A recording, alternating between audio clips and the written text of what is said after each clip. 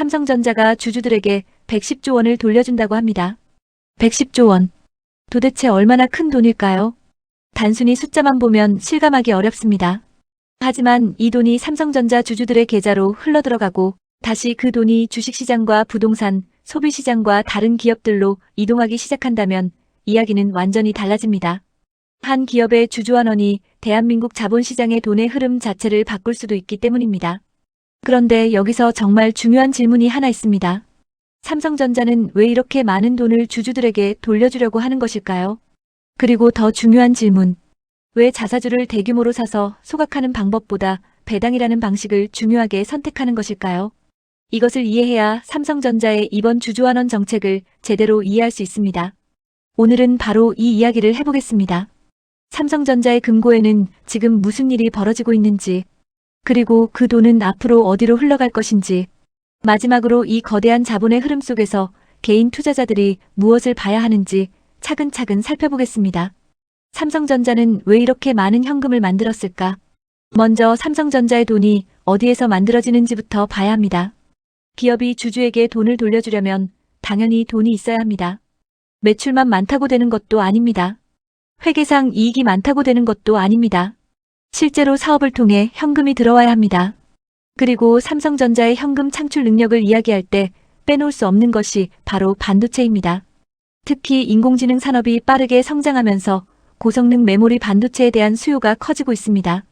AI 데이터 센터가 늘어나고 서버가 증가하고 더 많은 데이터를 처리해야 하고 더 빠른 메모리가 필요해지면서 반도체 산업 전체에 거대한 투자 사이클이 만들어지고 있습니다. 삼성전자 입장에서는 상당히 중요한 변화입니다. 왜냐하면 반도체 사업은 삼성전자 전체 실적을 좌우할 정도로 규모가 크기 때문입니다.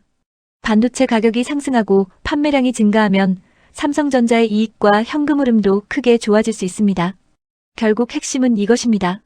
삼성전자가 막대한 주주환원을 결정할 수 있는 가장 중요한 배경에는 앞으로도 상당한 현금을 만들어낼 수 있다는 자신감이 있다는 것입니다.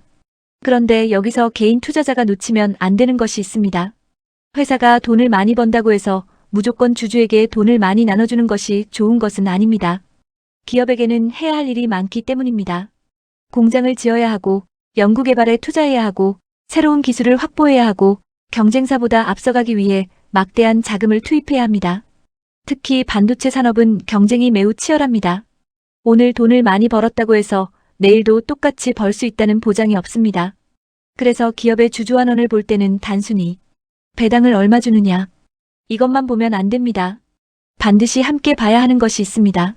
바로 주주에게 돈을 돌려주고도 미래에 투자할 돈이 충분한가? 입니다. 이 질문이 중요합니다. 삼성전자의 이번 주주환원을 이해하는 핵심도 바로 여기에 있습니다. 회사는 엄청난 규모의 돈을 주주에게 돌려주면서도 동시에 반도체 경쟁력 확보를 위한 투자를 계속해야 합니다. 결국 앞으로 삼성전자의 실적이 얼마나 지속될 수 있는지가 중요해지는 것입니다. 그렇다면 왜 자사주가 아니라 배당일까? 이제 두 번째 질문으로 넘어가겠습니다. 많은 투자자들이 주주환원이라고 하면 가장 먼저 떠올리는 것이 있습니다. 바로 자사주 매입과 소각입니다. 회사가 자기 돈으로 시장에서 자기 주식을 사들입니다. 그리고 그 주식을 없애버립니다. 그러면 전체 주식수가 줄어듭니다. 주식수가 줄어들면 기존 주주가 기업에서 차지하는 지분의 비율이 높아지는 효과가 생깁니다. 그래서 시장에서는 자사주 소각을 상당히 긍정적으로 평가하는 경우가 많습니다. 그런데 삼성전자를 둘러싼 상황은 조금 복잡합니다. 삼성전자는 일반적인 기업 하나만 바라보고 이해하기 어려운 부분이 있습니다. 삼성생명과 삼성화재 등 삼성그룹 금융계열사의 삼성전자 지분 문제까지 함께 봐야 하기 때문입니다. 여기에서 금융 관련 규제가 등장합니다. 삼성전자가 대규모 자사주를 매입하고 이를 소각하게 되면 전체 주식수가 줄어들 수 있습니다. 그렇게 되면 기존의 삼성전자 주식을 가지고 있던 주요 주주의 지분율에도 변화가 발생할 수 있습니다. 특히 삼성그룹의 금융계열사 지분 문제와 연결되기 때문에 단순히 자사주를 많이 사서 없애면 주가가 올라간다 라고만 볼 수 없는 것입니다. 반면 배당은 다릅니다. 배당은 주식수 자체를 줄이지 않습니다. 주주는 자신이 가진 주식의 비율을 그대로 유지하면서 현금을 받습니다. 삼성전자 입장에서는 대규모 현금을 주주에게 돌려주면서도 주식수를 직접 줄이는 것과는 다른 효과를 가져갈 수 있습니다. 바로 이 차이를 이해해야 합니다. 그런데 여기서 더 재미있는 이야기가 시작됩니다. 삼성전자가 주주에게 현금을 지급하면 그 돈은 삼성전자 안에 머물러 있지 않습니다. 주주의 계좌로 이동합니다. 그리고 주주는 그 돈을 다시 사용합니다. 어떤 사람은 생활비로 사용할 수 있습니다. 어떤 사람은 다시 삼성전자 주식을 살 수 있습니다. 또 다른 사람은 다른 기업의 주식을 살 수도 있습니다. 예금으로 넣을 수도 있고, 부동산에 사용할 수도 있고, 소비할 수도 있습니다. 즉, 배당은 단순히 주주에게 돈을 주는 행위로 끝나는 것이 아닙니다. 기업에 있던 자본이 주주에게 이동하고, 주주에게 이동한 자본이 다시 금융시장과 실물경제로 흘러가는 과정입니다. 이것이 바로 자본의 흐름입니다. 그리고 삼성전자처럼 시가, 총액이 매우 큰 기업이 대규모 주주환원을 실시하면 그 흐름 역시 상당한 규모가 될 수 있습니다. 그래서 우리는 삼성전자의 배당을 단순히 내가 얼마 받는다 라는 관점으로만 볼 필요가 없습니다. 대한민국에서 가장 큰 기업 중 하나가 어디에서 돈을 벌고 그 돈을 어디에 사용하고 얼마를 주주에게 돌려주며 주주들은 그 돈을 다시 어디에 사용하는가. 이 흐름 전체를 봐야 합니다. 그렇다면 삼성전자는 미래 투자를 포기하는 것일까? 여기서 또 하나의 오해가 생길 수 있습니다. 110조 원이나 주주들에게 나눠주면 삼성전자에 투자할 돈이 없어지는 것 아니냐. 하지만 이건 역시 단순하게 판단해서는 안 됩니다. 기업은 가지고 있는 현금을 모두 쌓아두는 것이 반드시 좋은 것이 아닙니다. 필요한 투자를 하고도 남는 자본이 있다면 주주에게 돌려주는 것이 주주가치 측면에서 합리적일 수 있습니다. 문제는 그 규모입니다. 얼마를 돌려줄 것인가? 얼마를 투자할 것인가? 그리고 앞으로 얼마를 벌 수 있는가? 결국 이 세 가지의 균형이 중요합니다. 삼성전자가 앞으로도 AI 산업과 반도체 시장의 성장으로 충분한 현금을 만들어낼 수 있다면 대규모 주주환원과 대규모 투자를 동시에 진행할 가능성이 있습니다. 하지만 반도체 업황이 예상보다 빠르게 꺾인다면 이야기는 달라질 수 있습니다. 그래서 개인 투자자에게 가장 중요한 것은 110조 원을 준다 라는 숫자 하나가 아닙니다. 그 이후에도 삼성전자가 얼마나 많은 현금을 만들어낼 수 있는지를 계속 확인해야 합니다. 그리고 이제 2027년을 봐야 합니다.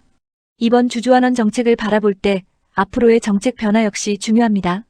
특히 다음 주주환원 정책이 어떻게 결정되는지를 주목할 필요가 있습니다.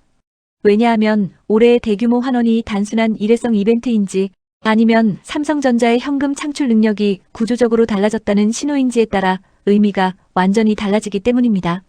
만약 반도체 산업의 호황이 이어지고 삼성전자의 현금 창출 능력이 계속 확대된다면 주주환원 규모 역시 과거와는 다른 수준으로 유지될 가능성이 있습니다. 그렇다면 삼성전자 투자자에게 중요한 것은 단순히 배당금 한 번을 받는 것이 아닙니다. 기업이 앞으로 만들어낼 현금이 얼마나 되는지, 그리고 그 현금을 투자와 주주환원에 어떻게 배분할 것인지입니다. 이것이 진짜 투자 포인트입니다. 개인 투자자들이 반드시 기억해야 할 한 가지. 삼성전자의 이번 주주환원을 보면서 배당을 많이 주니까 무조건 좋은 주식이다 라고 결론 내리는 것도 위험합니다.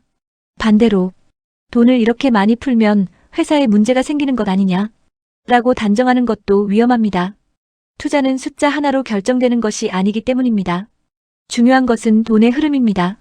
삼성전자가 돈을 얼마나 벌고 있는가, 그중 얼마를 투자하는가, 얼마를 주주에게 돌려주는가, 그리고 주주환원 이후에도 얼마나 많은 현금을 다시 만들어낼 수 있는가. 이 네 가지를 계속 확인해야 합니다. 특히 반도체 업황은 매우 빠르게 변할 수 있습니다. 지금의 호황이 얼마나 오래 지속될 것인지, AI 투자가 실제 반도체 수요로 얼마나 이어질 것인지, HBM을 비롯한 고부가 메모리 시장에서 삼성전자가 어느 정도의 경쟁력을 확보할 것인지, 이것들이 앞으로 삼성전자의 주주 가치를 결정하는 중요한 변수가 될 것입니다. 오늘 이야기의 핵심을 하나로 정리해 보겠습니다. 기업이 돈을 벌면 돈은 세 방향으로 움직입니다. 첫 번째, 회사가 미래를 위해 투자합니다. 두 번째, 주주에게 배당이나 자사주 매입 등을 통해 돈을 돌려줍니다.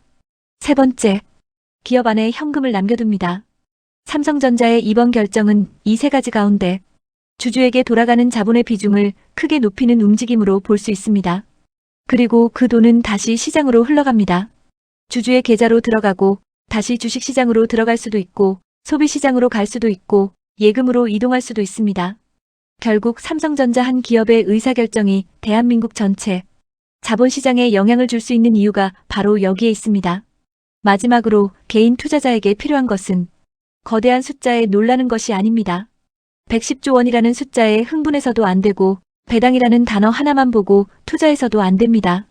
진짜 중요한 것은 그 숫자 뒤에 숨어 있는 기업의 현금 창출 능력입니다.